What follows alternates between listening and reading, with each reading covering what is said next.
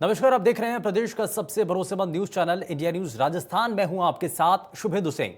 BJP ने 4 राज्यों में प्रचंड जीत दर्ज कर साबित कर दिया है कि आज भी उसकी लहर कायम है। यूपी में बुलडोजर बाबा बन चुके सीएम योगी और योगी आदित्यनाथ की अगुवाई में बीजेपी दूसरी बार सत्ता में आ रही है। 32 सालों में यह पहली बार ऐसा होने जा रहा है जो कोई पार्टी 5 साल शासन करने के बाद दोबारा से सत्ता में काबिज हुई हो। यूपी चुनावों में इस बार बुलडोजर पर सियासत जमकर हुई। अखिलेश यादव ने सीएम योगी को बुलडोजर बाबा कहा तो बीजेपी ने इसे मुद्दा बनाकर यूपी के घर घर तक पहुंचा दिया। रैलियों में बुलडोजर दिखने लगे और नतीजा यह हुआ कि अब योगी आदित्यनाथ को बुलडोजर बाबा कहा जाने लगा है। बीजेपी जीती तो यूपी की सड़कों पर एक बार फिर से बुलडोजर नजर आने लगे। बीजेपी कार्यकर्ताओं ने बुलडोजर पर चढ़कर के जश्न मनाया। लखनऊ से शुरू हुआ जश्न दूसरे राज्यों तक पहुंचा और राजस्थान के कई शहरों में बीजेपी कार्यकर्ता बुलडोजर पर चढ़े नजर आए। वहीं राजस्थान बीजेपी चीफ सतीश पूनिया भी जयपुर में बुलडोजर पर सवार हो गए। जीत के उत्साह में सतीश पूनिया ने ऐलान कर दिया कि अब राजस्थान भी बुलडोजर चलेगा। फिर क्या था, कांग्रेस आग बबूला हो गई। मंत्री प्रताप सिंह खाचरियावास ने तो सीधे कह दिया कि कहीं यह बुलडोजर बीजेपी ऑफिस में ना चल जाए, जिसके खिलाफ अब बीजेपी ने मोर्चा खोल दिया है। ऐसे में साफ है कि यूपी का बुलडोजर अब राजस्थान में जमकर उत्पात मचाने वाला है। अब देखना दिलचस्प होगा, क्या यूपी की तरह बीजेपी का बुलडोजर राजस्थान में कांग्रेस को साफ कर पाता है। बड़ी बहस में आज चर्चा इसी मुद्दे पर। अपने मेहमानों के पास जाएं, लेकिन उससे पहले आपको मंत्री खाचरियावास का वो बयान भी सुनवाते हैं जिस पर जमकर सियासत हो रही है। बीजेपी कार्यालय पर चल जाओ, लोग ज्यादा घमंड नहीं करें। कितने बुलडोजर चला दिए आज तक सतीश पूनिया जी ने कितने बुलडोजर चला दिए। मैं यूनिवर्सिटी के जमाने से सतीश पूनिया जी को जानता हूं। जब वो विद्यार्थी परिषद से मेरे सामने चुनाव लड़ रहे थे तब भी बुलडोजर लेकर आए तो उल्टा कर दिया था मैंने बुलडोजर। और फिर कह रहा हूं, अब लिया ना बुलडोजर, टांगे ऊपर कर देगी राजस्थान की जनता। 4 राज्यों में भारतीय जनता पार्टी की सरकार बनने के बाद प्रदेश के कांग्रेस के नेता अपना मानसिक संतुलन खो बैठे और जिस तरीके से प्रताप सिंह खाचरियावास मंत्री जी का जो वक्तव्य आ रहा है वो निंदनीय वक्तव्य है। लोकतंत्र के अंदर, सत्ता के अंदर आप हो, लेकिन इतना घमंड के साथ आप बोलना कि भारतीय जनता पार्टी के कार्यालय में घुसकर बुलडोजर चला देंगे, ये आपका अहंकार बोल रहा है। और आज से पहले आपने कितने बुलडोजर चला दिए। और मंत्री जी, मैं एक बात आपसे कहना चाहूंगा, राजस्थान विश्वविद्यालय की छात्र राजनीति हमने भी की है, सतीश पूनिया जी ने भी की है, लेकिन मैं राजस्थान राजनीति के अंदर किस तरीके का चरित्र आपका रहा था प्रदेश की जनता भी जानती है, प्रदेश के युवा भी जानते हैं। और इस तरीके की धमकी देने की कहीं आवश्यकता नहीं है। आपने हिम्मत। बयानों के तीर खूब चल रहे हैं। बुलडोजर को लेकर के सियासत हो रही है। उत्तर प्रदेश में जिस बड़ी जीत के साथ भारतीय जनता पार्टी एक बार फिर से सत्ता में काबिज हुई है, उसकी धमक राजस्थान में भी महसूस की जा रही है। और उसी बुलडोजर का जिक्र न सिर्फ उत्तर प्रदेश में हो रहा है बल्कि राजस्थान में भी इसको लेकर के अब सियासत होने लगी है। आरोपों के तीर चल रहे हैं। लेकिन जरा इन्हीं सवालों के साथ इस पूरे कार्यक्रम को आगे बढ़ाते हैं। लेकिन सबसे पहले आज के खास मेहमानों से आपको मिलवा देते हैं। कांग्रेस पार्टी से नेता राजेंद्र मेघवाल हमारे साथ कार्यक्रम में जुड़ चुके हैं। राजेंद्र जी, बहुत स्वागत है। भारतीय जनता पार्टी से नेता विक्रम सैनी कार्यक्रम में जुड़ चुके हैं। विक्रम सैनी जी, बहुत स्वागत है। और शुरुआत सैनी साहब आपसे ही कर रहा हूं। बुलडोजर बाबा का जिक्र किया जाता है। उत्तर प्रदेश में प्रचंड जीत मिलती है भारतीय जनता पार्टी को, लेकिन सियासत राजस्थान में क्यों हो रही है? बुलडोजर बाबा का जिक्र तो उत्तर प्रदेश में सीमित होना चाहिए, लेकिन चर्चाएं तो राजस्थान में भी हो रही हैं।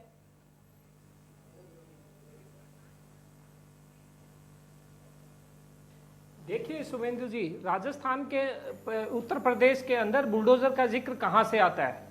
2017 के अंदर भारतीय जनता पार्टी की तब सरकार बनी थी। उससे पहले वहां पे अराजक तत्व, जिस प्रकार के भू माफिया थे, रेत माफिया थे, जिनका भय जनता के बीच में व्याप्त था, उसी व्यय को दूर करते हुए आदरणीय योगी जी ने वहां पे जो सुशासन की स्थापना की, वहां पे जो अतिक्रमणकारी थे उनके, सर राजस्थान की बात कर रहा हूं। राजस्थान में बुलडोजर का जिक्र राजस्थान में तब से हुआ जब से भारतीय जनता पार्टी की जीत हुई और उसके बाद राजस्थान में इसको लेकर के शोर होने लगा। सड़कों पर बुलडोजर चलने लगे और बीजेपी के नेता कहने लगे कि राजस्थान में भी बुलडोजर चलेगा।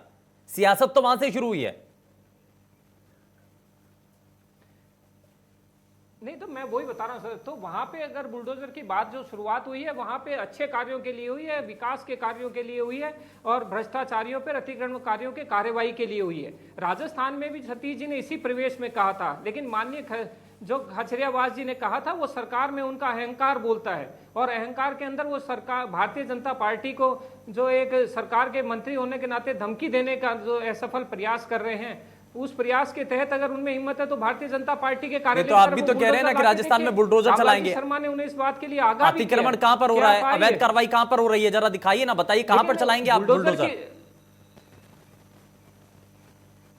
नहीं, राजस्थान की सरकार में आप अतिक्रमण की बात कर रहे हैं। जो सरकार भ्रष्टाचार में पहले नंबर पे है, जो सरकार महिला उत्पीड़न में पहले नंबर पर है, जो सरकार दरअसल तक इतनी घुसी हुई है कि जिसके मंत्री और जिसके विधायक वहां पे सरकार पे आरोप लगा रहे हैं, उस सरकार के तो पग पग पे हर पल में कौन सी ऐसी जगह है जहां सरकार हर चीज के लिए दोषी नहीं खड़ी है?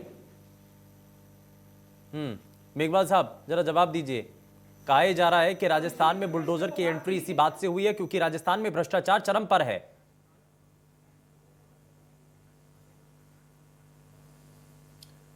देखिए शुभेंदु जी, देखिए भाजपा को चुनाव जीतने के बाद में इतना घमंड नहीं करना चाहिए और इस तरीके की जो बुलडोजर की भाषा है ना, जो विध्वंस की बात करते हैं या तोड़फोड़ की बात करते हैं, तो इनको नहीं करनी चाहिए। लोकतंत्र में ऐसी भाषा शोभा नहीं देती है। राजनीतिक दलों को बड़ी विनम्रता से जनादेश को स्वीकार करना चाहिए, चाहे वो जीते हैं चाहे हम हारे हैं, तो हम अपनी विनम्रता के साथ इस बात को स्वीकार करते हैं कि भाई जनता ने हमारे पक्ष में वोट नहीं दिया, लेकिन इनके पक्ष में अगर वोट दिया है तो उनको अहंकार नहीं करना चाहिए, क्योंकि अहंकार तो राजा रावण का भी नहीं चला था। ये किस अहंकार में है? और जहां तक बात चुनाव जीतने की है, तो चुनाव आप मुद्दों पे नहीं जीते हैं, चुनाव आप सिर्फ और सिर्फ तिकड़म लगा के जीते हैं। तो ये पूरे के पूरे अगर आप चुनाव के आंकड़ों का विश्लेषण करेंगे तो आपको पता चलेगा। तो ये सवाल उठा रहे हैं कि साहब अहंकार में ओवैसी की पार्टी हो अहंकार में तो चाहे राजस्थान की सरकार है, कांग्रेस पार्टी के नेता हैं जो ऐसे बयान दे रहे हैं कि भारतीय जनता पार्टी के कार्यालय पर ही बुलडोजर चल जाएगा। राजस्थान की सर शुभेंदु जी, मैं आपको बता दूं कि अहंकार में राजस्थान की सरकार है, ना ही हमारा केंद्रीय नेतृत्व है। हम तो बहुत ही विनम्रता से जन कल्याण की बात करते हैं, लोक कल्याण की बात करते हैं। इनको मैं पूछना चाहता हूं, योगी जी की सरकार 2017 में आई थी, 2017 से लेकर 22 ये बुलडोजर तो बीजेपी कार्यालय पर ही चलेगा। नहीं, प्रताप सिंह जी का जो बयान है ना, उन्होंने नहीं, आप समझे नहीं ना। यहाँ पे अगर आप देखिए ना, इस बुलडोजर को लेके ये किस तरीके का प्रदर्शन कर रहे हैं। ये कह रहे हैं कि राजस्थान में बुलडोजर चलेगा। अरे भाई, राजस्थान में बुलडोजर चलेगा, बुलडोजर तो आप भाजपा कार्यालय के सामने लेके खड़े हो। अगर गलती से ब्रेक फेल हो गए तो आपकी दीवार टूटेगी, तो किसका नुकसान होगा? आप इस चीज को समझिए ना। आप कितना असुरक्षित तरीके से उस बुलडोजर के बकेट के अंदर खड़े थे। खुदा ना खास्ता कोई एक्सीडेंट हो जाए। प्रताप जी ने क्या गलत कहा? उन्होंने कहा कि कल को कोई दुर्घटना हो गई तो आप ही का नुकसान हो जाएगा। तो इसलिए अहंकार नहीं करना चाहिए, घमंड नहीं करना चाहिए। रही बात वादों की, तो आप अपने वादे पूरे कीजिए। आपने 2017 में वादे किए थे, वो वादे आपने नहीं निभाए। आपने जिस तरीके से एक जात नहीं, चिंता की बात नहीं है। मैं आपको कह रहा हूं कि देखिए, ये जो वाहन होते हैं ना, ये इस तरीके का असुरक्षित वाहन है। कल को आप 100 आदमी 50 आदमी चढ़ गए और कल को कोई दुर्घटना हो गई तो आप क्या किसको मुंह दिखाएंगे? अगर किसी के परिवार का आदमी चला गया, आप इस तरीके से बुलडोजर के ऊपर प्रदर्शन कर रहे हैं और अपने कार्यालय के सामने, ये सबसे बड़ी अशोभनीय है। ये अहंकार की पराकाष्ठा है कि आप इस तरीके का चरित्र दिखाते हैं, जबकि हकीकत यह है कि जीतने वाले आदमी के दिल में विनम्रता होनी चाहिए। और ये तो अहंकार की बात करते हैं। इनके मुख्य प्रवक्ता किस तरीके की भाषा का इस्तेमाल करते हैं? अरे भाई, आपने जो चुनाव जीते हो या पहले भी आपने जो वादे किए थे, वो वादे कितने पूरे किए? अब आपने जो 22 में जो वादे पूरे किए हैं, वो 22 के वादों की भी बात कीजिए। और केंद्र में मोदी सरकार 2019 में आई थी, वो एक बात कुछ नेताओं की चर्चा मेघवाल साहब सुनिए ना, कितने वादे पूरे कुछ नेताओं की चर्चा तो यहां तक भी पहुंची है मेघवाल साहब, सुनिए, कुछ नेताओं की चर्चा तो यहां तक भी पहुंची है कि अगर सड़क पर बुलडोजर पर सवार होकर के भारतीय जनता पार्टी के नेता नजर आ रहे हैं, कानूनों का उल्लंघन किया गया है, नियमों को तोड़ा गया है, तो क्यों नहीं उनके खिलाफ एक्शन ले रहे? फिर सरकार तो आपकी है। निश्चित रूप से मैं आपको यह बता दूं कि ये भाजपा कार्यालय के सामने इन्होंने सिंबॉलिक प्रदर्शन किया है, लेकिन अगर निश्चित रूप से अगर ये यातायात के नियमों का उल्लंघन करेंगे या ट्रैफिक रूल्स को तोड़ेंगे तो निश्चित रूप से इनके ऊपर कार्रवाई होगी। लेकिन मैं फिर आपको यहां बड़े विनम्रता के साथ बताना चाहता हूं कि राजस्थान एक शांतिप्रिय प्रदेश है और यहां पर गुंडागर्दी या राजनीतिक उपद्रव या गैंगस्टरी नहीं चलेगी। मैं फिर बोलना चाहता हूं कि जिस तरीके से योगी ने एक जाति विशेष के यही तो कह रहे हैं कि इसलिए तो हम बुलडोजर लेकर के आ रहे हैं, से मारा है या उनकी संपत्ति, वो इसलिए कह रहे हैं कि हम बुलडोजर लेकर के आ रहे हैं। नहीं, यहां पर कोई देखिए, यहां पर आप बुलडोजर लेके आएंगे ना तो यहाँ की जनता आपको जवाब देगी, आपके बुलडोजर को उलट देगी जनता। आप बुलडोजर लेके चलेंगी, जनता आपके बुलडोजर को उलट देगी। और आप किस अहंकार में, आप 2022 में जीते तो आपको वापस चुनाव में तो जाना ही पड़ेगा, तब आपको दे देगी। चलिए मैं वापस लौटूंगा आपसे, जरा ये भी समझूंगा मेघवाल साहब, इस बुलडोजर का जवाब क्या है कांग्रेस पार्टी के पास? अगर भारतीय जनता पार्टी बुलडोजर लेकर के सड़क पर आ चुकी है तो जवाब के लिए कांग्रेस पार्टी के पास है क्या आखिर हथियार? मैं जरा समझूंगा। सैनी साहब भी हमारे साथ है। सैनी साहब जरा रिएक्शन दीजिए। देखिए शुभेंदु जी, अभी मेरे कांग्रेस के मित्र कह रहे थे वादे के ऊपर। कांग्रेस पार्टी ने राजस्थान के अंदर किसानों का पूर्ण कर्जा माफ करने की घोषणा की थी। राहुल गांधी जी यहां 1 से 10 तक गिन के गए थे। मेरे मित्र बता देंगे कि किसानों का पूर्ण कर्जा माफ हुआ या नहीं हुआ। बेरोजगारी भत्ते की बात की गई थी, उस समय 26 लाख राजस्थान में बेरोजगार बताए गए थे। कितने बेरोजगारी को भत्ता दिया जा रहा है मेरे मित्र बता देंगे। महिला सुरक्षा के ऊपर इन्होंने वादे किए थे, तो एक बार ये बता दें कि राजस्थान में हिंदुस्तान का कितना प्रतिशत है महिला उत्पीड़न के अंदर। और ये वादों की बात करते हैं, ये माननीय नरेंद्र मोदी जी की सरकार है जिसने धारा 370 पे वादा किया था, जिन्होंने राम मंदिर के ऊपर वादा किया था। तो भारतीय जनता पार्टी के वादों पर, वही जो नारे, जिन वादों की आप बात कर रहे हैं, जिस लहर की आप बात कर रहे हैं ना, यूपी तक चलती है वो लहर, लेकिन राजस्थान में आकर के फीकी हो जाती है। वो जो आप जिस सुनामी, जिस लहर की बात कर रहे हैं ना, वो राजस्थान आते आते फीकी हो जाती है। जितने भी अभी निकाय चुनाव के परिणाम भी जो सामने आए, उपचुनाव भी हुए, उसका कोई असर नहीं नजर आया।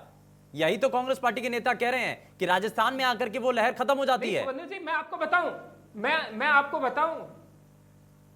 मैं आपको ये बताऊं, राजस्थान के अंदर भी 29 में से 18 जिला प्रमुख भारतीय जनता पार्टी के हैं। लगभग सभी यहाँ पे जिला प्रधान के और मेयर के पद भारतीय जनता पार्टी के पास हैं। प्रथम चरण में हुए नगर पालिकाओं के चुनावों के पद भारतीय जनता पार्टी के पास हैं। और राजस्थान के अंदर सरकार बनने के बाद में 25 की 25 सीटें भारतीय जनता पार्टी के खाते में माननीय नरेंद्र मोदी जी के नेतृत्व में भारतीय जनता पार्टी को मिली थी। तो कांग्रेस पार्टी को अपना आचरण, साल सरितर चेहरे को ज्यादा विचार करना चाहिए। भारतीय जनता पार्टी की चिंता करने की कांग्रेस को कहीं भी आवश्यकता नहीं है। जो 4 राज्यों के अंदर हुआ, नहीं वो तो चिंता कर रहे हैं सर। सैनी साहब सुनिए ना, मेघवाल साहब ये कह रहे हैं कि प्रताप सिंह खाचरियावास ने जो बयान दिया है ना, वो भारतीय जनता पार्टी के नेताओं की सुरक्षा के लिहाज से दिया है। आप उसको गलत एंगल से देख रहे हैं, गलत चश्मा पहन रखा है आपने। वो ये कह रहे हैं कि अगर वहां पर खुदा ना खास्ता कोई अगर वहां पर घटना हो जाती, दुर्घटना अगर हो जाती, तो उसके लिए जिम्मेदारी किसकी होती? वो तो इसलिए कह रहे हैं।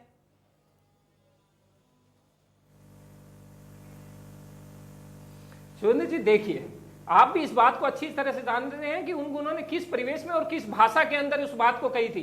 उन्होंने कहा कि कार्यालय की तरफ भी बुलडोजर जा सकता है। और इस भाषा को, इस भाषा की शैली को प्रत्येक राजस्थानी और प्रत्येक देशवासियों ने और आपके मीडिया के माध्यम से देश के पूरे हिंदुस्तान ने इस भाषा के अंदर देखा है। तो कांग्रेस पार्टी को अगर लगता है कि कहीं गलत हुआ है और ये गलत तरीका था, गैर कानूनी था, तो वो कार्रवाई करिए। उनको कार्रवाई करने से कौन रोक रहा है? हाँ। लेकिन जिनकी नीति में फर्क हो, जिनका ना कोई विचार हो, ना कोई विचारधारा हो, उन लोगों के पास सिर्फ सरकार के अहंकार में धमकियां देना, सरकार के अहंकार में अपनी बातों को रखने के अलावा और कोई औचित्य या तथ्यात्मक बात या राजस्थान के विकास को लेकर कोई बात हो ही नहीं सकती है। ठीक है, मैं जरा मेघवाल साहब जरा जल्दी से एक रिएक्शन आपसे भी ले रहा हूं। भारतीय जनता पार्टी सड़कों पर जब उत्तर प्रदेश के अंदर और 4 राज्यों में जीत मिलती है, तो उसके बाद सड़कों पर बुलडोजर लेकर के राजस्थान में भी निकलते हैं। संकेत दिए जाते हैं कि जो यूपी में बाबा का बुलडोजर चला, ऐसा ही बुलडोजर राजस्थान में भी चलने जा रहा है। कोई काट है इसकी कांग्रेस पार्टी के पास? देखिए, कार्ड तो सिर्फ और सिर्फ जन सेवा ही है, जनता का कल्याण, लोक कल्याण की बात करने वाली सरकार है हमारी। हमने जितने भी वादे किए, हमने वो वादे निभा के दिखाए। इन्होंने, मेरे मित्र ने कहा, तो मैं आपको बता दूं कि 22 लाख किसानों के कर्जे राजस्थान सरकार अब तक माफ कर चुकी है। उसके अलावा 4 लाख बेरोजगारों को बेरोजगारी भत्ता अब तक दिया जा चुका है। तो तमाम तरीके के वादे हैं। राजस्थान अब यूनिवर्सल हेल्थ कवरेज के अंदर पूरे देश के अंदर सबसे नंबर 1 पे है। जो स्वास्थ्य की बात हो, चाहे शिक्षा की बात हो, इनके टाइम के अंदर, सुन लीजिए, शिक्षा के ऊपर मैं बता दूं कि इनके राज्य में 20,000 स्कूल बंद किए गए थे। जो हमारे राज्य में आने के बाद वो 20,000 स्कूल खोले गए। इनके राज्य में 3 यूनिवर्सिटीज को बंद किया गया, हमने उन 3 यूनिवर्सिटीज को खोला। तो ये तमाम बातें, ये लोग भय, नफरत और दहशत की राजनीति फैलाकर, लोगों को असुरक्षा की भावना फैलाकर और उनको धर्म के नाम पर बंटवारा करना चाहते हैं। तो ये उनका एजेंडा यहां पर नहीं चलने वाला। मैं फिर बोलना चाहता हूं, राजस्थान महाराणा प्रताप और पन्ना धाय की धरती है। यहां पर त्याग और बलिदान से हमारे लोगों ने पूरे के पूरे देश के अंदर उनका मान और अभिमान है। यहां पर इस तरीके की या अशोभनीय या गुंडागर्दी की बातें या बुलडोजर लेके चलने की बातें, आप इस चीज को देखिए, शांतिप्रिय लोग हैं। अगर सड़क पर आप बुलडोजर लेके चलोगे तो निश्चित रूप से दुर्घटना होगी और उसकी जवाबदारी भाजपा की होगी। तो इसके ऊपर जो नियम है उसके अनुसार आने वाले समय में कार्रवाई भी हो सकती है। तो इनको ये चीजें सोचनी पड़ेगी। कोई जो चुनाव होता है ना, वो नैरेटिव सेट करके होता है, और बीजेपी ने ये नैरेटिव सेट किया है। उत्तर प्रदेश का एक नतीजा ये सामने है, मिसाल के तौर पर, कि जब प्रदेश के अंदर बुलडोजर का जिक्र होने लगा तो इसका परिचायक ये था कि प्रदेश में कानून व्यवस्था इससे पहले तक ठीक नहीं थी, इसीलिए बुलडोजर का जिक्र होने लगा था। और यहां पर जो अब कैबिनेट में मंत्री जो हैं, वो साहब भी यही कहते हैं रेप के मामलों में प्रदेश बेशक नंबर 1 पर है, और जिक्र कई और चीजों को लेकर के भी किया जाता है। और इसी बात को आधार बनाकर के सड़कों पर बुलडोजर चलाकर बीजेपी ये कहती है कि इन्हीं मुद्दों को हम विषय बनाएंगे और बुलडोजर सड़क पर चलाएंगे और जनता के बीच में मैसेज देंगे। आपको नहीं लगता कि नैरेटिव सेट करने में बीजेपी ने अब शुरुआत कर दी है? नहीं, नैरेटिव सेट होगा नहीं। मैं आपको बता दूं, बड़ी विनम्रता से मैं आपको बताना चाहता हूं, आप देखिए सड़क के ऊपर ये पूरे 3 साल के अंदर कोई भी ऐसा आंदोलन खड़ा नहीं कर पाए। उसके अलावा मैं बता दूं, विधानसभा के अंदर भी ये कोई भी ढंग का मुद्दा उठा नहीं पाए। इनके पास में मुद्दों का अभाव है, जनता के सामने जाना नहीं चाहते, किसानों के सामने जाना नहीं चाहते। तो ये तमाम बातें हैं, इनके अंदर इनको सोचना पड़ेगा कि अगर जनता का मुद्दा उठाएंगे तो जनता उनसे पूछेगी, कहां है 2 करोड़ रोजगार, कहां है किसानों की आय दुगनी, कहां है हर खाते के अंदर 15 लाख रुपए, और मतलब तमाम तरीके की बातें। महंगाई कम कहां हुई? आप इस चीज का देखिए ना, जिस तरह 2014 के अंदर जो 390 का गैस सिलेंडर आता था, करीबन 1100 रुपए का आता है, और आपका जो कमर्शियल सिलेंडर है उसकी महंगाई सब लोगों पे पड़ती है। पेट्रोल डीजल की बात हो उसके ऊपर देख लीजिए, खाने के तेल की बात हो उसके ऊपर देख लीजिए। और फिर आपको मैं बता दूं, अभी केंद्र की सरकार ने जो बजट पेश किया, उस बजट के अंदर जिस तरीके से आम जन की अनदेखी, ये मुद्दे जो आप जिन मुद्दों को आप गिना रहे हैं, ये मुद्दे क्या वहां पर नहीं उठाए गए थे? क्या इन मुद्दों को लेकर के वहां पर विपक्ष के तौर पर कांग्रेस पार्टी, चाहे आपकी पार्टी हो, चाहे दूसरे राजनीतिक दल हो, क्या उन्होंने नहीं उठाया था? लेकिन उसका परिणाम क्या हुआ है? सुनिए शुभेंदु जी, उसका परिणाम क्या हुआ क्या नहीं हुआ ये वहां की जनता जाने। आने वाले समय में प्रताप जी ने एक बहुत अच्छी बात कही कि जिस तरीके से आप बिना काम किए लोगों को जिता रहे हैं ना, उनका अहंकार बढ़ जाएगा और आने वाले समय में वो दमनकारी नीतियां लेके आएंगे। आपने देखा होगा 2014 में जब मोदी जी आए थे तो उन्होंने जनता के ऊपर जिस तरीके से महंगाई ला दी, 19 में आने के बाद महंगाई बेकाबू हो गई। जो रसोई गैस 390 की आती थी वो हजार रुपए की आती है, और जो खाने का तेल 70-80 रुपए का था वो 200 के आसपास आ गया। तो आप इस चीज को देखिए ना, रोजगार मिला नहीं, लोगों की आय घट गई, और जो गरीबी की रेखा के नीचे चले गए करीबन 27 करोड़ लोग, 23 करोड़ लोग, तो ये 84% लोगों की आय घट गई। और आपने बैंकों को लूट कर अपने पूंजीपति मित्रों का भला कर दिया और आम आदमी की जो जमा पूंजी थी उस पूंजी को हड़प लिया। तो ये तमाम बातें इनको जवाब देना पड़ेगा। आप एक चुनाव जीते, 2 चुनाव जीते, इसका मतलब ये सवाल का जवाब कि आप पूरी तरीके से कांग्रेस पार्टी के प्रवक्ता ये नेता कह रहे हैं, यहाँ पर आपको जवाब देना पड़ेगा। आप जो कहना चाह रहे हैं ना साहब, ये बुलडोजर लेकर के सड़कों पर जो नैरेटिव सेट करना चाह रहे हैं वो नहीं होगा, राजस्थान में नहीं चलेगा ये सब, क्योंकि महंगाई, बेरोजगारी, भ्रष्टाचार, ये सभी मुद्दे हैं। बात मुद्दों की होगी, बात रोजगार की होगी। ठीक है, मुद्दों को लेकर के जनता वोट करेगी। बताइए सैनी साहब। शुभेंदु जी, आप देखिए जो कांग्रेस पार्टी सबसे अधिक टैक्स वसूल करती है तेल के ऊपर, जो कांग्रेस पार्टी सबसे अधिक बिजली बिल पे पर यूनिट पे ले रही है, वो कांग्रेस पार्टी महंगाई की बात कर रही है। कांग्रेस पार्टी, आपको एक बात का मानना पड़ेगा कि जनता किससे वोट देती है? अपने नेता के विश्वास के ऊपर वोट देती है, नेता के कमिटमेंट पे वोट देती है, और नेता के कार्यशैली और जो जन कल्याणकारी नीतियां लागू करती है उसके ऊपर वोट दिया जाता है। जनता इस बात को अच्छी तरह से जानती है कि कौन नेता वादा करता है और कौन उसे पूरा करता है। राजस्थान के अंदर जो वादे पूरे किए दिखाए गए थे जनता को, जो सपने कांग्रेस की सरकार ने दिखाए थे, उनमें से एक वादा पूरा नहीं हुआ। और प्रियंका गांधी जी अपने भाई के यहाँ किए हुए वादों को यूपी में लेके चली जाती हैं और यूपी में वही घोषणा कर देती हैं। तो क्या देश की जनता इतनी समझदार नहीं है क्यों नहीं, पता नहीं है कि इन्होंने राजस्थान में क्या वादे किए थे, वहां की जनता को किस प्रकार के सजबाग और छलावा करके इन्होंने धोखे करके वहां की जनता के वोट प्राप्त किए थे। आप आने वाले समय में देखेंगे राजस्थान की जनता ने तो सरकार बनने के 6 महीने के अंदर लोकसभा में 25 की 25 सीटें जिताकर इस बात का संदेश दे दिया था कि राजस्थान की सरकार ने क्या किया है। हिंदुस्तान के इतिहास में पहली बार हुआ है कि क्षेत्रीय चुनाव, जो लोकल चुनाव होते हैं, सरकार के चुनाव माने जाते हैं। लेकिन उस समय भी जिला प्रमुख भारतीय जनता पार्टी के अधिक बनाकर जनता ने दिखा दिया था। शहरों के नगर निगम और नगर पंचायतों में मेयर और प्रधान और सरपंच बना के जनता ने दिखा दिया था। तो आप ये मानिए कि जनता का विश्वास भारतीय जनता पार्टी के साथ है, भारतीय जनता पार्टी के एक एक नेता के साथ है। अभी मेरे मित्र कह रहे थे कि इन्होंने कौन सी लड़ाई लड़ी। आप कोविड के अंदर देखिए, भारतीय जनता पार्टी का एक एक कार्यकर्ता माननीय सतीश जी पूनिया के नेतृत्व में एक एक पीड़ित के पास, एक एक बीमार के पास एक एक जगह पहुंचा, जिसके परिणाम स्वरूप बहुत ही तबियत खराब होने के कारण बहुत सीरियस स्थिति में माननीय सतीश जी पूनिया पहुंच गए थे। रीट के अंदर भारतीय जनता पार्टी की लड़ाई थी उन 26 लाख युवाओं के साथ, बेरोजगार युवाओं के साथ, जिनके कारण इनको रीट की परीक्षा, जिसके अंदर इन्होंने 300 करोड़ रुपए तक इकट्ठे करके दलाली कर उस परीक्षा को निरस्त कराया। प्रदेश के अंदर विपक्ष के पास कोई मुद्दा नहीं है, प्रदेश में विपक्ष के पास कोई मुद्दा नहीं है। आप रीट का जिक्र कर रहे हैं, आप कानून व्यवस्था का जिक्र कर रहे हैं, लेकिन वो कह रहे हैं सड़कों पर कौन है, सदन के भीतर भी आते हैं तो सवाल नहीं होते हैं।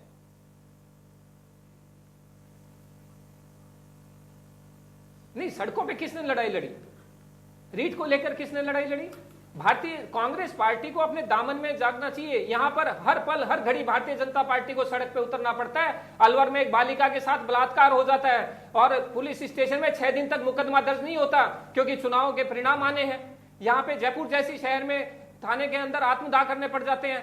बालिकाओं के साथ 23% बलात्कार के मामले हो चुके हैं। राजस्थान के मुखिया को, राजस्थान की कांग्रेस सरकार को शर्मिंदगी होकर इन बातों का सुधार करना चाहिए। मेघवाल साहब जरा जवाब दीजिए। सत्ता के अंदर कांग्रेस है, जवाब तो जवाब दीजिए। नहीं, ये कई मुद्दे हैं, कई मुद्दे हैं। और अगर आप ये कह रहे हैं कि सड़क पर नहीं उतरे हैं, तो यही तो वो कह रहे हैं कि रीट का मुद्दा हमने तो उठाया सड़कों पर उतर करके। अरे एक महीने से ये सड़क पर दिखने लगे हैं, उससे पहले ये कहीं नहीं थे, इनकी कोई स्थिति नहीं थी। ये पूरे के पूरे कोरोना काल में तो ये कहीं नजर ही नहीं आए। इनके जो सांसद थे वो केंद्रीय मंत्री हैं, वो तो कह रहे थे कि साहब भाभी जी पापड़ खाओ तो आपको कोरोना नहीं होगा। एक सांसद तो गोबर के अंदर बैठ के शंख बजाने की बात कर रहे थे। तो आप देखिए ना, क्या तो इनकी वैज्ञानिक सोच है और क्या इनकी रीति नीति है। आप देखिए इनके ऊपर, मैं फिर कहता हूं राजस्थान के अंदर 25 सांसद दिए, इनका एक भी सांसद अपने क्षेत्र में एक बड़ा काम गिनवा दे कि हमने ये राजस्थान के लिए किया। जबकि मैं फिर बताना चाहता हूं 2019 के अंदर माननीय मोदी जी ने राजस्थान की जनता से वादा किया था कि हमारे को आप सांसद जितवाइए, हम आपको ईस्ट राजस्थान कैनाल परियोजना ERCP परियोजना को राष्ट्रीय परियोजना का दर्जा देंगे। और आज करीबन उस बात को 3 साल हो चुके हैं, राष्ट्रीय परियोजना का दर्जा नहीं दिया। राजस्थान सरकार ने इस बजट के अंदर 9,600 करोड़ का प्रावधान करा। 13 जिलों की परियोजना है पूर्वी राजस्थान के अंदर। और ये बता दें, इन्होंने कहा था कि 100 दिन के अंदर मोदी जी कहा था कि मैं महंगाई कम करूंगा। आज बता दीजिए 100 दिन कब बीत गए? 100 दिन महंगाई कम हुई क्या? महंगाई की मार हम लोगों पे, आम लोगों पे इतनी भयंकर पड़ी है। लोगों के रोजगार चले गए, लोगों के कारोबार छिन गए, GST के अंदर लोग बर्बाद हो गए और उसके बाद में कारोबार खत्म हो गए। नोटबंदी के अंदर लोगों के छोटे कारोबारी खत्म हो गए। किसानों के साथ में ये हो गया, 750 किसानों ने मतलब उनकी शहादत हो गई किसान आंदोलन के दौरान। आप सोचिए ना, ये क्या संभव है कि पूरी की पूरी जिस लखीमपुर खीरी में किसानों का नरसंहार हुआ था, वहां पर 8 की 8 सीटें भाजपा जीत जाए। क्या ये संवेदना है उस प्रदेश की? आप देखिए ना, या तो कुछ ना कुछ घोटाला हुआ है या मैनिपुलेशन हुआ है। लेकिन यहां सोचना पड़ेगा किसानों को, कहिए कि ईवीएम में गड़बड़ी हुई है, खुल करके बोलिए ना। क्षेत्र में किसानों नहीं, ईवीएम की गड़बड़ी नहीं कह रहा हूं मैंने। आपको पता होगा केंद्रीय चुनाव आयोग ने जिस तरीके से वहां के एसडीएमओ पे, जिलाधिकारियों पे जो कार्रवाई की है, तो ये इस बात का संकेत नहीं है कि वहां पे कुछ ना कुछ गड़बड़ियां हुई है। और जो भी कम मार्जिन से जो सीटें जीती गई है, उनके वीवीपैट और उनकी जांचें भी तो होनी चाहिए ना। लेकिन ये नहीं करेंगे क्योंकि इनका पूरा का पूरा तंत्र ईवीएम को और वो आपका जो केंद्रीय चुनाव आयोग है, जिसको मैं केंद्रीय चुनाव आयोग की निष्ठा पर और उसकी प्रतिबद्धता पे सवाल खड़े करता हूं, क्योंकि ये तमाम चीजें हैं। तो ये यहां देखते नहीं है इस बात में जनता का क्या है, और वहां प्रदेश के अंदर निष्पक्ष और भयमुक्त चुनाव होने चाहिए थे, वहां पर यह फैसला दिया जाता है कि अगर चुनाव मतलब मतगणना के दौरान किसी ने भी प्रदर्शन किया तो उसको देखते ही गोली मारने के आदेश हो गए। अरे भाई, आपको पता था कि, और जिस तरीके से दशाम दाम दंड भेद की नीति अपनाकर जिस तरीके से चुनाव जीते, खैर चुनाव जीते, लेकिन अब जो वादे आपने पूरे किए उन वादों को पूरा करके दिखाइए। और मोदी जी से हमारी मांग है कि उन्होंने जो 2019 में जो वादे किए थे केंद्र में सरकार में आने से पहले पूरे देश के साथ वादे किए थे, वो पूरे देश के साथ, सिर्फ एक राज्य की बात नहीं है, पूरे देश के साथ वादे किए थे। ये बुलडोजर का जिक्र कब तक होगा, और नहीं इस पर तो- सियासत नहीं कब तो तक कम से चलेगी? कम माफी मांगे उत्तर कि प्रदेश हमने में 2014 बुलडोजर में बाबा भी- हैं, तो 14 में राजस्थान में भी अगर आप वादे बुलडोजर पूरे लेकर नहीं के आए तो किए, सवार और किसको 19 में करेंगे?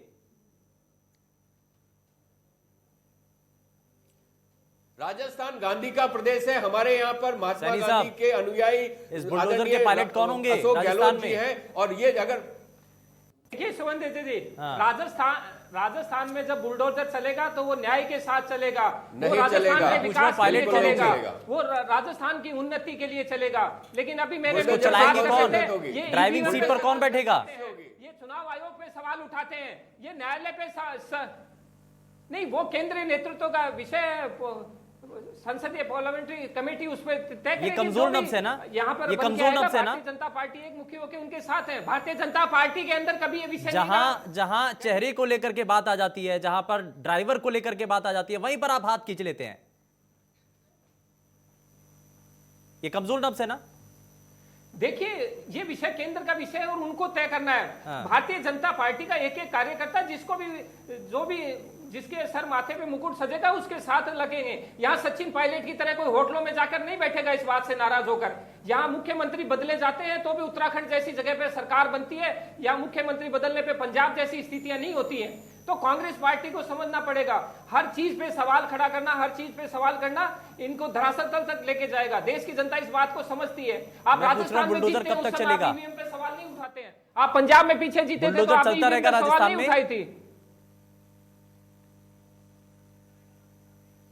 नहीं, बिल्कुल चलेगा। कांग्रेस सरकार की क्रियाकलापों पे, कांग्रेस सरकार के जो अत्याचार है, जो महिला उत्पीड़न है, जो भ्रष्टाचार है, उनके ऊपर बुलडोजर चलेगा।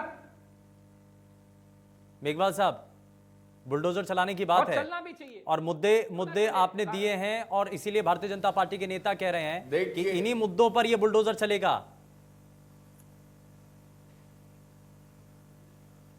देखिए, बुलडोजर विध्वंस का प्रतीक है और ये विध्वंसकारी लोग हैं। मैं आपको फिर कहना चाहता हूं, ये विध्वंसकारी लोग हैं। इन्होंने इस देश के ताने बाने को नष्ट किया, इस देश की सौहार्द को नष्ट किया, इस देश की जो शांति है उसको नष्ट किया। तो आज देश के अंदर त्राहिमाम मचा हुआ है। लोग बेरोजगार हैं, लोगों के पास में खाने को पैसे नहीं है। और मैं फिर बताना चाहता हूं, 31 मार्च के बाद में जो 80 करोड़ लोगों को ये मुफ्त राशन दे रहे हैं, वो राशन भी बंद होने वाला है। देखना, आने वाला समय हमारे लिए बहुत चुनौतीपूर्ण है। ये जिस तरीके से इन्होंने वादे किए और वादे निभाए नहीं। इन्होंने हमेशा ये कहा कि चुनाव के अंदर बातें कह दी जाती है, जुमलेबाज सरकार है और जुमलेबाज सरकार को जवाब देना पड़ेगा। सरकार में आप हैं और जब चुनाव होंगे तो राजस्थान की लेखा जोखा आपसे पूछा जाएगा।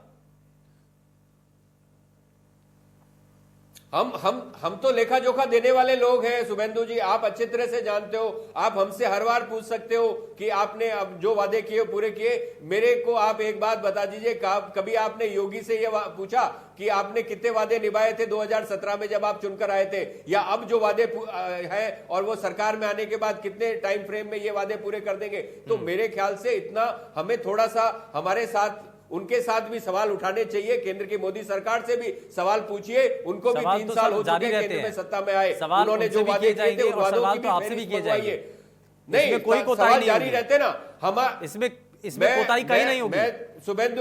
शुभेंदु जी, मैंने आपके चैनल पे ही, शुभेंदु जी, मैंने आपके चैनल के ऊपर ही, हमारे पहले भाजपा के मित्र एक बार बैठे थे तो मैंने चुनौती दी थी। मैंने कहा था कि आप हमारा चुनाव घोषणा पत्र लेके रख लीजिए और केंद्र की मोदी सरकार का चुनाव घोषणा पत्र रख के देख लीजिए और डिबेट करवा लीजिए। उनके प्रदेश अध्यक्ष को, मैं सतीश पूनिया जी को भी चुनौती देता हूं, वो किसी भी मंच पे, किसी भी चैनल पर आकर राजस्थान सरकार के वादों की और केंद्र की मोदी सरकार के वादों की घोषणा पत्र लेके बैठे। हम एक एक मुद्दे के साथ में वार्ता करेंगे, एक एक मुद्दे पे चर्चा करेंगे, चाहे कितने भी घंटे लग जाए और हमारी खुली चुनौती है, तो हम वादे निभाने वाले लोग हैं और ये वादा खिलाफ लोग हैं। इस बात को समझना पड़ेगा आपको भी। ठीक है, चलिए ये जनता को तय करना है सर, हमें हमारे समझने से कुछ नहीं होगा, आपको जनता को साबित करके बताना होगा, और जनता अगर ये समझ जाती है तो वहीं से निर्णायक भूमिका नजर आएगी। खैर, आप ये मुद्दे उठाएंगे ना, आप सवाल करेंगे तो जनता सुनेगी। आप सवाल कीजिए इनसे, हमसे सवाल करते हैं, आप इनसे भी सवाल कीजिए।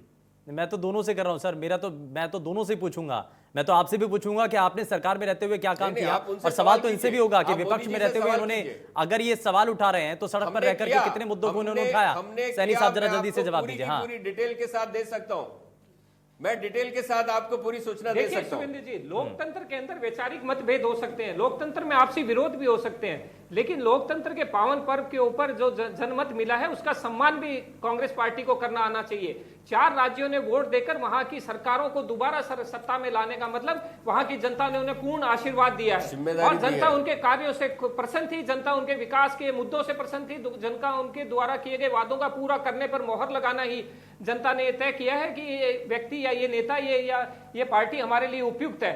तो कांग्रेस पार्टी जब तक जनमत का सम्मान नहीं करती, कांग्रेस पार्टी चुनाव आयोग का सम्मान नहीं करती, ईवीएम का चुनाव नहीं करती, न्यायालय का सम्मान नहीं करती, देश के प्रधानमंत्री का सम्मान नहीं करती, तो देश के अंदर इनको भी सम्मान नहीं मिलने वाला है। जिस उत्तर प्रदेश में शासन किया करते थे पिछली बार 5-7 से, इस बार प्रियंका गांधी जी ने इतनी मेहनत तो की कि 6% वोट तो 2% हो गए और 6 सीटें 2 सीटों में बदल गई है। तो ये इनके मेहनत करने का तरीका है, ये इनके वादे पूरे करने का तरीका है। तो कांग्रेस पार्टी को अपने चाल चरित्र चेहरे में परिवर्तन करना चाहिए, जिससे इनकी दशा और दिशा में सुधार हो। नहीं, आप मानिए, मैं आज आपके चैनल पे दावा करके जा रहा हूं, 2023 के अंदर कांग्रेस मुक्त भारत होगा। जो 2 राज्य इनके पास हैं वो राज्य भी भारतीय जनता पार्टी के पास जाने वाले हैं, और कांग्रेस निश्चित रूप से इस देश की जनता कांग्रेस को भारत मुक्त की ओर बढ़ाएगी।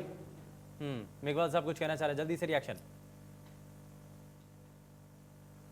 शुभेंदु जी, ये जो कहते हैं ना कि मुंगेरी लाल के हसीन सपने, इस देश का डीएनए और कांग्रेस का डीएनए एक है, और जब तक ये देश है तब तक कांग्रेस पार्टी रहेगी। अगर ये इस देश को खत्म करने की कोशिश कर रहे हैं तब भी कांग्रेस को ये खत्म नहीं कर सकते। कांग्रेस पार्टी बड़ी मजबूती के साथ, नहीं, मैं फिर बोल रहा हूं आपको शुभेंदु जी, चुनाव जीतना नहीं जीतना एक अलग बात है, लेकिन जनता की आवाज उठाना, जनता के मुद्दे उठाना हम हर सूरत पे उठाते रहेंगे। राजस्थान में हमारी सरकार है, हमारी जवाबदेही है, लेकिन केंद्र में इनकी सरकार है, इनकी भी जवाबदेही होनी चाहिए, और इनको भी अब जवाबदेही के ऊपर जवाब देना चाहिए। हर बार जुमले कहकर भागना नहीं चाहिए। ठीक है, अच्छा एक चीज यहां पर सैनी साहब, मैं एक चीज आपसे ये समझ रहा हूं, भारतीय जनता पार्टी के भीतर अगर आप कह रहे हैं कि हम सड़कों पर उतर रहे हैं, आप कांग्रेस पार्टी के नेता मेघवाल साहब ये कह रहे हैं कि आप तो सिर्फ 1 महीना हुआ है, अभी 1 महीने से आप थोड़ा सक्रिय हुए हैं, वो भी वसुंधरा राजे सिंधिया का जब जन्मदिन आता है तो उसमें कह लीजिए शक्ति प्रदर्शन किया जाता है, ताकत दिखाने की कोशिश की जाती है। कुछ लोग तो कहते हैं कि वसुंधरा राजे कमबैक कर रही हैं, वापस से सक्रिय राजनीति में, अब क्योंकि इलेक्शन आने वाले हैं तो अब अपना ग्राउंड वापस से तैयार कर रही हैं। क्या है ये, क्यों ऐसे आरोप लगते हैं, क्यों एक साथ नहीं है, एकजुट क्यों नहीं है? नहीं, ये सुरेंद्र जी देखिए, आरोप कौन लगा रहा है? भारतीय जनता पार्टी के अंदर किसी भी नेता को अपना जन्मदिन मनाने का अधिकार है, और जन्मदिन के अंदर किसी को भी उनका जाने का अधिकार है। आप देखिए, जब भी इस तरह के कार्यक्रम होते हैं तो कांग्रेस पार्टी का जैसा अपना चरित्र है उसी तरह के पर्सन भारतीय जनता पार्टी पे खड़े करने के नापाक प्रयास किए जा सकते हैं। इनसे पूछना चाहिए कि वसुंधरा जी या सतीश पूनिया जी कौन से एमएलए को लेके होटलों में जाके बैठ गए हैं? क्या भारतीय जनता पार्टी के खिलाफ किसी ने एक भी शब्द या एक बात या एक विचार रखा है? जिनके नेता खुद होटलों में जाकर बैठ जाते हैं, जिनके 15 दिन तक सरकार बनने के बाद मुख्यमंत्री कौन होगा ये तय नहीं कर पाते हैं, उनको क्या नैतिक अधिकार बच गया किसी पे आरोप या प्रत्यारोप लगाने का? आप निश्चित रूप से मानिए, राजस्थान के प्रदेश अध्यक्ष माननीय सतीश जी पूनिया के नेतृत्व में भारतीय जनता पार्टी पूर्णतः एकमुखी है, और कांग्रेस पार्टी का हम हर गलत चीज का विरोध करेंगे। हर इनके द्वारा किए गए गैर कानूनी काम, महिलाओं पे किए गए अत्याचार और भ्रष्टाचार के उनके नेतृत्व में, सतीश जी पूनिया के नेतृत्व में लड़ाई भारतीय जनता पार्टी का आम कार्यकर्ता कांग्रेस से लड़ता रहेगा। मुद्दे क्या होंगे इस बार के चुनाव में? सबसे बड़ा मुद्दा आपको क्या नजर आता है? क्योंकि उत्तर प्रदेश के अंदर जब भारतीय जनता पार्टी ने 2017 का चुनाव लड़ा था तो उस वक्त भी मुद्दों को हावी बनाया था, और उस वक्त कहा था कि आप देखिए कि किस तरीके से दंगा हो रहा है, प्रदेश के अंदर स्थिति नहीं है, ठीक नहीं है, और 2022 में भी उन्हीं मुद्दों को आधार बनाया गया, और सबसे बड़ा कानून व्यवस्था का मुद्दा था, जिसकी वजह से मुख्यमंत्री योगी आदित्यनाथ की छवि बुलडोजर बाबा के तौर पर नजर आई है। आपको लगता है कि कानून व्यवस्था ही वो बड़ा विषय होगा जो राजस्थान में भारतीय जनता पार्टी के लिए रास्ता मजबूत करेगा? देखिए, कांग्रेस पार्टी ने 5 साल में राजस्थान को पूरी तरह धरातल में भिजवा दिया है। आप देखिए, महिला सुरक्षा को लेकर बहुत बड़ा मुद्दा होगा, राजस्थान में रोजगार को लेकर एक बहुत बड़ा मुद्दा होगा, भ्रष्टाचार को लेकर एक बहुत बड़ा मुद्दा होगा। तो राजस्थान में अपन देखेंगे एक बहुत लंबे मुद्दों की फहरिस्त होगी और जनता इस बात को जानती है कि 2018 से पहले राजस्थान में क्या स्थितियां थी और राजस्थान में आज किस स्थिति में लाकर खड़ा कर दिया है। तो राजस्थान के अंदर मुद्दों की कमी नहीं है। बात यह है कि उन मुद्दों का समाधान कौन करेगा, बात यह है कि इस देश राज्य को आगे कौन बढ़ाएगा। राजस्थान की जनता उसी के हाथ में कमान सौंपेगी और इसीलिए निश्चित रूप से मानिए कि राजस्थान की जनता बहुत बेसब्री से 2023 का इंतजार कर रही है कि जब 2023 आए, जैसे पिछली बार 20 सीटों पे पहुंचे थे, इस बार कहां जाकर पहुंचेंगे हम कुछ कह नहीं सकते। ठीक है मेघवाल साहब, ये कई बड़े मुद्दे हैं और इसमें लॉ एंड ऑर्डर की जो सिचुएशन है जिसको लेकर के आपकी सरकार के मंत्री सदन में आकर के कहते हैं, मानते हैं कि रेप के मामलों में प्रदेश नंबर 1 पर है, स्थिति सुधारने की जरूरत है, ये मानते हैं, आपके लिए बड़ी मुश्किलें खड़ी कर सकता है विषय। शुभेंदु जी नहीं, मुश्किलें की देखिए, मैं आपको बात बता दूं, जो भी भाजपा शासित राज्य है ना, वहां पर मुकदमे दर्ज ही नहीं होते। हमारी जो पूर्व की वसुंधरा जी की सरकार थी ना, उसके अंदर महिलाओं के ऊपर जो अत्याचार होते थे उसके 30 से 35% मामले कोर्ट के माध्यम से दर्ज होते थे। हमारी सरकार ने आने के बाद में केस ऑफिसर स्कीम लॉन्च की और जिस तरीके से अनिवार्य FIR सिस्टम की व्यवस्था लागू की। और आपको पता होगा, आप अच्छी तरह से जानते हैं कि जो हमारे DGP हैं, राजस्थान DGP हैं, उन्होंने पिछले दिनों प्रेस कॉन्फ्रेंस करके कहा था कि NCRB के आंकड़ों की अगर आप प्रीफेस पढ़ेंगे तो उसमें साफ लिखा हुआ है कि किसी भी प्रदेश में आंकड़े बढ़ने का मतलब यह नहीं है कि वहां पर अपराध ज्यादा है। इसका मतलब यह है कि वहां पर अपराध को रजिस्टर किया जा रहा है। दूसरे प्रदेशों में अगर अपराध रजिस्टर नहीं होता, और वहां पर हालत यही है, मैं आपको बता दूं कि वहां पर एक ADG के रैंक के अधिकारी को जिस तरीके से योगी के खिलाफ बोलने के बाद में जिस तरीके से रात के घर के अंदर से उसको टांगे पकड़कर और पूरा का पूरा उठाकर जिस तरीके से किया गया, तो ये तमाम बातें आप ये कह रहे हैं कि केस जो है इससे पहले तक रजिस्टर नहीं होते थे, लेकिन इसका दूसरा पहलू सर ये है कि आज भी मामले रुक नहीं रहे हैं, बदस्तूर जा रही हैं, अपराध अभी भी चल रहे हैं मामले। सर मेरी बात सुनिए, अपराध पे जिस तरीके से मैं आपको बता दूं, जिस तरीके से जो पॉक्सो कोड राजस्थान के अंदर करीबन 55 पॉक्सो कोड है और 55 पॉक्सो कोड जिस तरीके से तेजी से मामलों को, आपने देखा होगा कि राजस्थान का ट्रैक रिकॉर्ड पूरे देश के अंदर सबसे बेहतर है। चाहे उम्र कैद की सजा देने की बात हो, चाहे मृत्युदंड देने की बात हो, चाहे बड़ी सजाओं की जितने भी बात है, तमाम तरीके के फैसले जल्दी से जल्दी किए जा रहे हैं। आपको यहां देखना पड़ेगा, निर्भया के कांड के बाद में केंद्र की सरकार जो आई, उसमें निर्भया फंड का अब तक ये इस्तेमाल नहीं कर पाए। केंद्र की सरकार निर्भया के मामले पे राजनीति करके सत्ता में आई थी, लेकिन आज भी निर्भया फंड का पैसा ये यूटिलाइज नहीं कर पा रहे। और केंद्र मोदी जी के बनारस के अंदर, और अभी आपको इलाहाबाद के अंदर 3 लड़कों ने सुसाइड किया। उससे पहले एक दंपति ने बनारस के अंदर सुसाइड किया था, कारोबारी दंपति था। इस तरीके से तमाम तरीके की बातें, कारोबारी आत्महत्या कर रहा है, किसान आत्महत्या कर रहा है, इसके लिए केंद्र की मोदी सरकार ने लोकसभा के अंदर स्वीकार किया कि 3 सालों के अंदर इतने लोगों ने बेटियों के साथ बलात्कार राजस्थान में नहीं हो रहे। राजस्थान में जितनी रेप के मामलों में क्या रैंक है?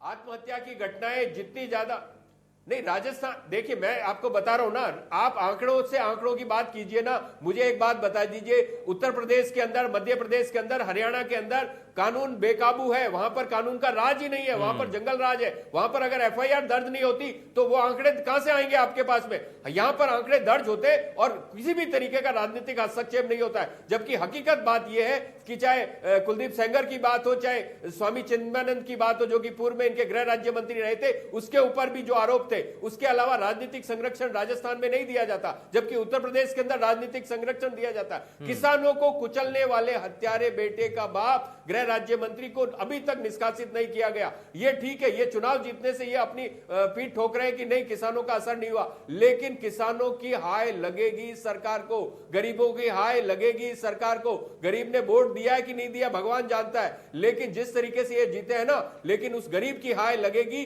जिसके घर में चूल्हा नहीं जलता। जिसका रोजगार चला गया, जिसका किसान ठीक है का सर, आप बेटा क्यों हाय दे रहे हैं? मतलब 750 किसानों में शहीद हो गया, उन लोगों के परिवार कभी इनको माफ नहीं देंगे। मैं हाय क्यों दे रहा हूं? मैं तो यही कह रहा हूं, मैं तो जनता की आवाज उठा रहा हूं। उन लोगों के साथ में जिनके साथ में इसने अन्याय किया, इन्होंने अन्याय किया, उसका जवाब इनको देना पड़ेगा। ईश्वर इनको माफ नहीं करेगा सैनी साहब, और जवाब इनको दीजिए, पाप लगेगा अपने जवाब अपराध का। दीजिए। ये तो है सर कि अगर बढ़ती महंगाई को लेकर के केंद्र सरकार की जो देखिए नीति अगर सुंदर काम जी, नहीं कर पाती है, बड़ा रोजगार दुखद को लेकर विषय के रहा। अगर आप राजस्थान- केंद्र सरकार के तौर पर अगर आप वीरों कुछ की नहीं कर भूमि पाते रही है, हैं, राजस्थान- प्रदेश सरकार के ऊपर सिर्फ आप ठीकरा फोड़ देते हैं, तो ये सब तो नहीं चलेगा।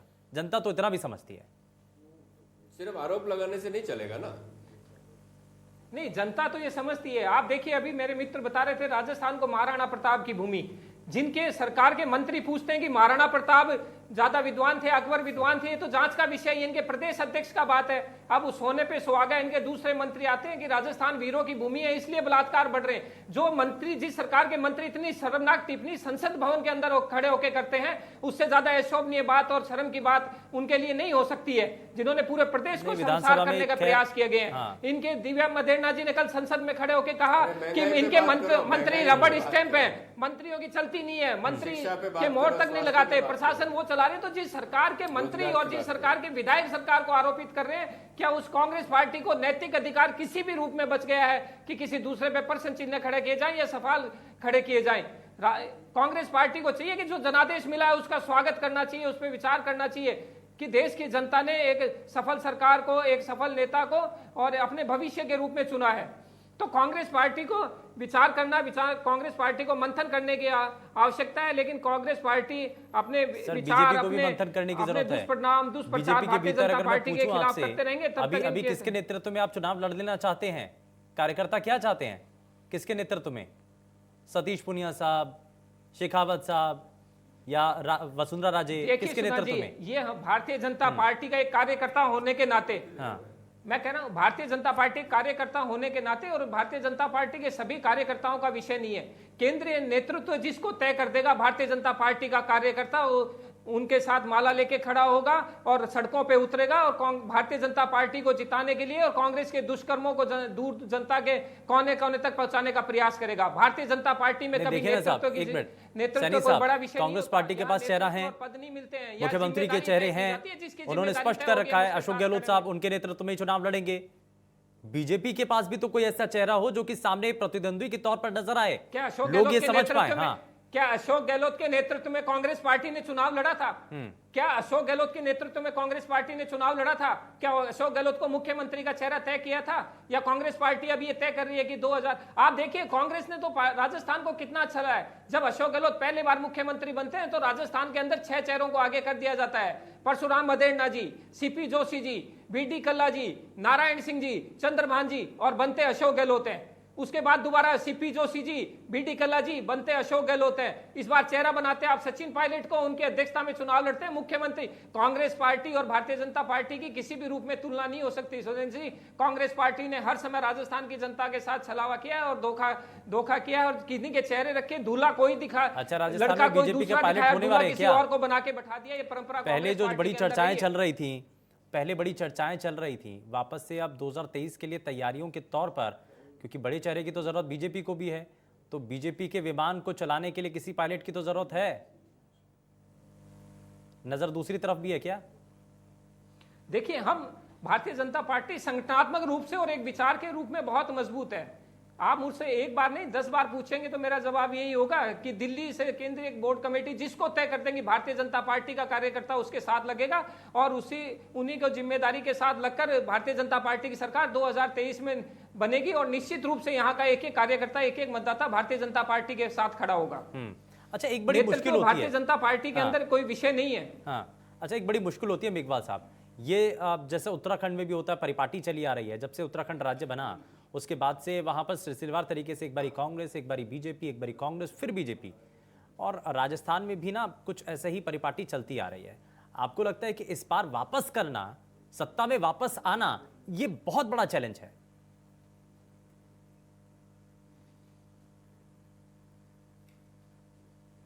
देखिए शुभेंदु जी, ये बहुत बड़ा चैलेंज है निश्चित रूप से। जो एक बार कांग्रेस एक बार भाजपा की जो राजस्थान की परिपाटी है, माननीय मुख्यमंत्री जी ने और सभी नेताओं ने, चाहे कोई भी हो कांग्रेस के वरिष्ठ नेताओं ने, और आम कार्यकर्ता की यही भावना है। आपने देखा होगा जब से राजस्थान सरकार ने अपना बजट पेश किया है और जो बजट की पूरक मांगों का ऊपर माननीय मुख्यमंत्री ने जो जवाब दिया, उसके बाद में जिस तरीके से लोक कल्याणकारी और जनहितैषी फैसले लिए गए, उन फैसलों के बाद में जिस तरीके से माननीय मुख्यमंत्री जी के आवास पर जिस तरीके से रोजाना हजारों की संख्या में जो भीड़ उमड़ रही है, और आप देखिए मैं इस बजट के आने के बाद में करीबन 8-10 जिलों में गया हूं।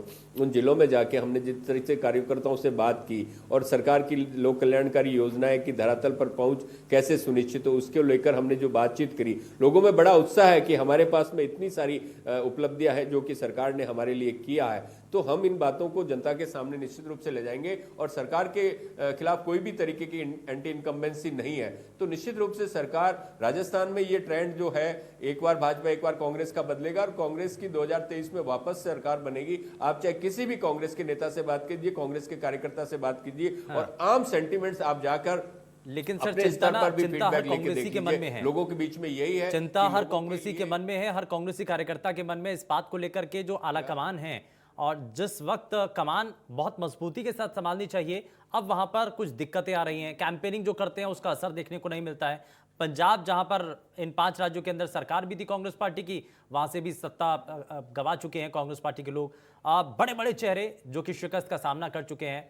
तो ये जो बड़ी चुनौती है, यानी कि जो कह लीजिए कि एक आप आला कमान या शीर्ष नेतृत्व जिनकी जो हवा बनाते हैं, स्टार कैंपेनर को क्यों उतारा जाता है? इसलिए ना ताकि वो हवा बना पाए पार्टी के पक्ष में, लेकिन ऐसा कुछ मुमकिन नहीं हो पा रहा है राजस्थान में आने वाले समय में, क्योंकि ज्यादा समय बचा नहीं है। आपको लगता है कि यह बड़ी चुनौती होगी, क्योंकि बीजेपी के पास उस लहर का एक सिरा भी है जिसका नाम है नरेंद्र मोदी, तो वो अगर चलता है तो उसका बड़ा इंपैक्ट भी होता है, देखने को मिला इन 5 राज्यों में। आपको लगता है कि कांग्रेस के पास इस चीज की थोड़ी सी कमी नजर आ रही है? देखिए, राजस्थान में कांग्रेस की सरकार है और मोदी जी जैसे ड्रामे उत्तर प्रदेश में करते हैं वैसे ड्रामे राजस्थान में नहीं कर सकते, क्योंकि उनको पता है कि राजस्थान की जनता उनसे सवाल भी पूछ सकती है और जो पूर्व में उन्होंने वादे किए थे 2019 के अंदर, उन वादों के जवाब भी पूछ सकती है। इसलिए वो लटके झटके यहाँ चलने वाले नहीं है। और यहाँ तो इनको सबसे पहले तो मैडम से ही निपटना पड़ेगा, वसुंधरा जी से ही। जिस तरीके से वसुंधरा जी ने 8 तारीख को अपना जन्मदिन मनाया था केशोराय पाटन में, और 42 विधायक गए थे और 11 सांसद गए थे, तो खैर ये इनका अंदरूनी मामला, हम इसमें पढ़ना भी नहीं चाहते, ये एक अलग विषय है। लेकिन मैं फिर बताना चाहता हूं कि ये अपनी अंतर्कलह को पार पाले। इनके सतीश पूनिया जी को कोई भी, इनके जो 5-6 नेता हैं वो इनको अध्यक्ष मानने को ही तैयार नहीं है, उनके किसी भी बात को वो सीरियसली नहीं लेते। तो यहां पर इस चीज का है, कांग्रेस पार्टी एकजुट है, कांग्रेस पार्टी ने जनाधार के आने वाले चुनावों के अंदर 2023 के अंदर किसकी सरकार बनती है। आप कह रहे हैं उसमें समय भी बहुत है, लेकिन आज से, क्योंकि उत्तर प्रदेश और 4 राज्यों के अंदर जिस तरीके से चुनावी परिणाम सामने आए हैं, ये बड़े महत्वपूर्ण है और संकेत राजस्थान के लिए भी दे रहे हैं। क्या संकेत है वो सभी जनता भी समझ रही है। खैर, बहुत शुक्रिया सभी खास मेहमानों का कार्यक्रम में शामिल होने के लिए, अपना कीमती समय देने के लिए। लेकिन यूपी से चला हुआ बुलडोजर राजस्थान में जब पहुंचता है तो चर्चाएं बहुत तेजी के साथ होती हैं, हंगामा भी होता है, आरोपों के तीर चलते हैं, लेकिन इस बुलडोजर की रफ्तार को लेकर के बड़े सवाल हैं। सवाल ये उठता है कि राजस्थान में क्या इसी रफ्तार के साथ जो यूपी में चला वो राजस्थान में भी चल पाएगा भारतीय जनता पार्टी का बुलडोजर? ये देखने वाली चीजें हैं। पेशकश में फिलहाल के लिए बस इतना ही। नमस्कार।